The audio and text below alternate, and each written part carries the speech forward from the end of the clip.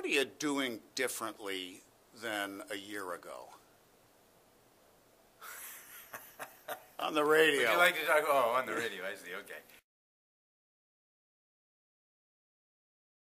I find what I enjoy most about doing this program is the invigoration of the people who are with me. They keep me sharp, they keep me strong, they keep me focused.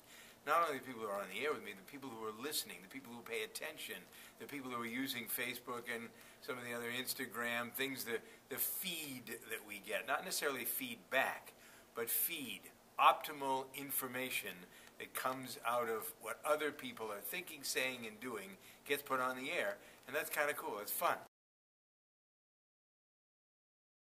I think talk radio brings to people being talked at. You were just talking about being able to listen.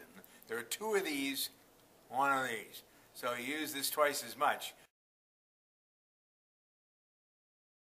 What do you surmise about what people want to hear on talk radio today versus even a couple of years ago?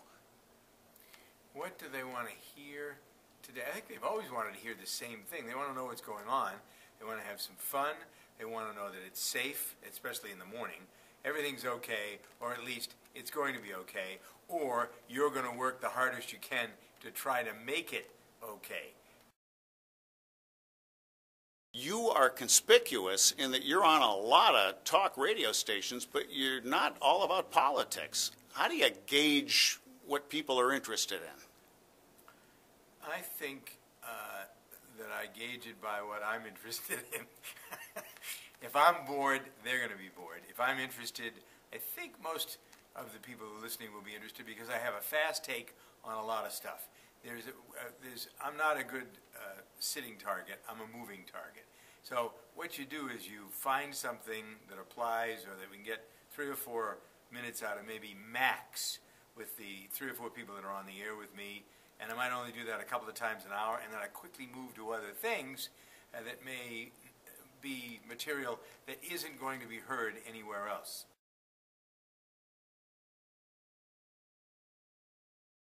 Understanding that the world is changing and you gotta change with it. I'm a perfect example, I suppose, of that. I've been doing this stuff for 50 years. I feel like I'm as with it as anybody in terms of knowing what to talk about. I can't tell you that I'm really super when it comes to the technology, but I know what people are talking about, I know what they're interested in, and I feel like it's almost, it lightens my own load to be able to understand what everybody's talking about.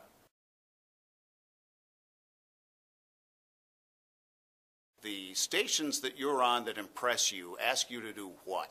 Well, the sad thing is there aren't enough of them who do ask me to do this stuff.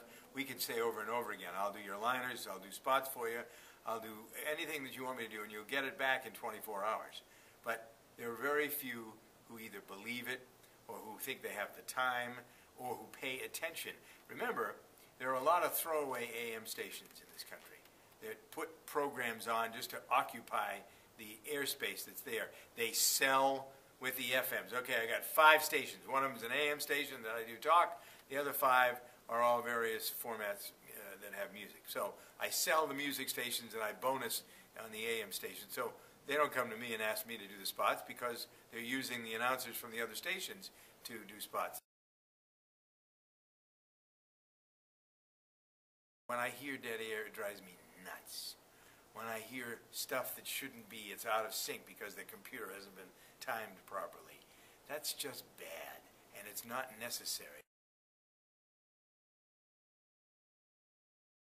I'm who I am.